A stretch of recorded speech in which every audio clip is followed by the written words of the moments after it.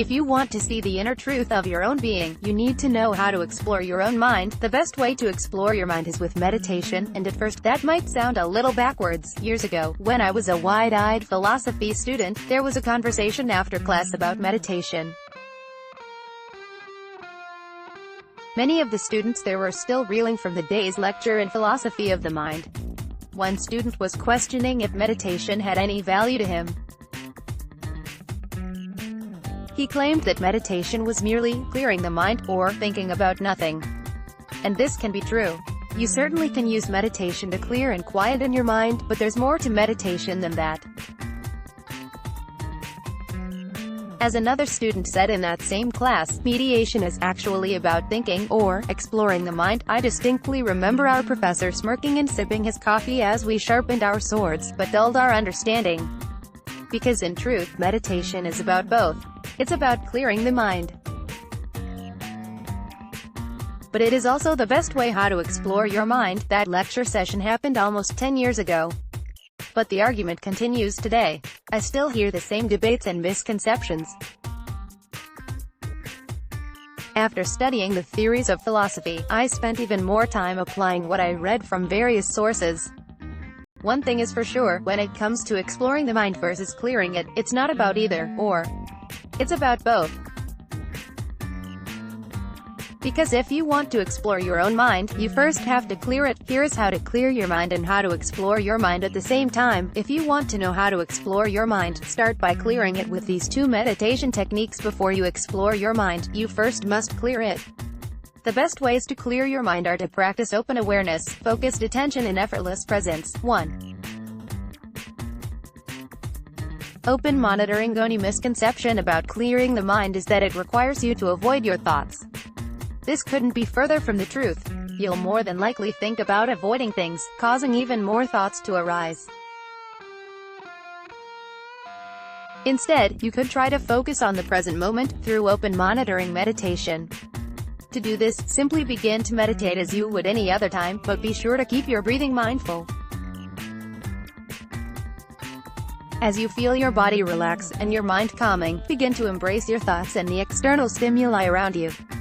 Whether you're distracted by a sound, smell, or the wind blowing against you, notice it without analysis or judgment. After a while, you'll notice the external stimuli is less distracting because you've become more accepting of it. The goal is to reach a point where you can accept the present moment for what it is, allowing your mind to clear itself. If you're in public, and would like to remain safe while doing a meditation, use the lion's prayer technique, eyes half open, half closed to remain aware of your surroundings. Point 2. Focused attention. Another form of meditation that allows you to clear your mind is the focused attention technique.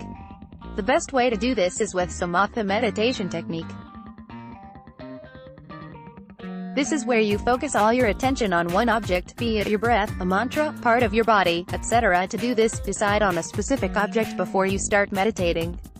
Once you begin, use the object almost as a pole to tether your thoughts to. Certain thoughts or sounds may arise, but allow your thoughts to circle back to the object you are tethered to. After a while, you will notice the external distractions are reduced and you can clear your mind. More importantly, it will become easier to understand why those unwanted thoughts seem to pop up or pass by without our control. This level of focus makes it easier to influence your thoughts, so don't be afraid to use this technique to explore your mind as well. How to explore your mind with meditation. 1. Visualizations. Visualizations are simply mental images that we create. People use visualizations for a variety of reasons, but what they all have in common is the connection between the mind and body. This is because our minds have trouble telling the difference between remembering and imagining. That simple fact allows visualizations to have powerful effects on our day-to-day lives. And indeed, science proves that visualizations can be highly effective. You can use it as a tool to achieve your goals, become more spiritual or creative, and even learn faster. To do this, you'll simply need to reach a meditative state through whatever technique you prefer, and begin to envision yourself attaining your goal. If you are a career-driven person, you may want to visualize yourself working at your dream job, meeting influential figures, or signing that big contract. Maybe you're an athlete. Visualize yourself playing well against your opponents, making plays, and winning the match. If you're seeking answers spiritually, you could visualize a scenario that may bring answers out of you, or envision a trusted guru and speak with them.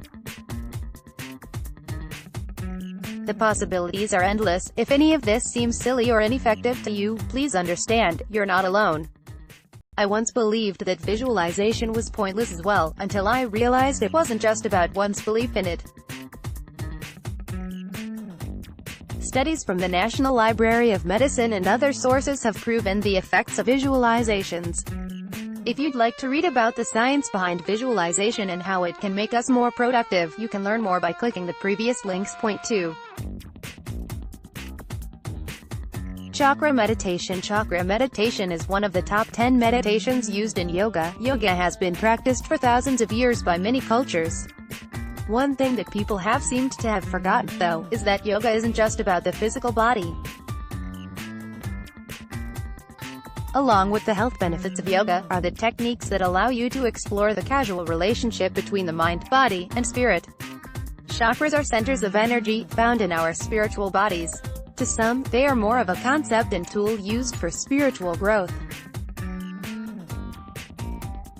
Chakra meditations allow you to analyze your spiritual health, better yourself morally, and explore your mind. Either way you choose to look at chakras, there is something to be learned from the experience. To practice chakra meditations, you'll first need to research their meanings and begin to visualize them. Each chakra is in a specific location and corresponds with specific aspects of life. When we feel like these aspects of life are in order, the corresponding chakra is a clean, bright, vibrant color. When these aspects of life are out of order, we may see the chakra as dirty, dull, and lacking energy. By meditating on each chakra, you can identify which parts of your life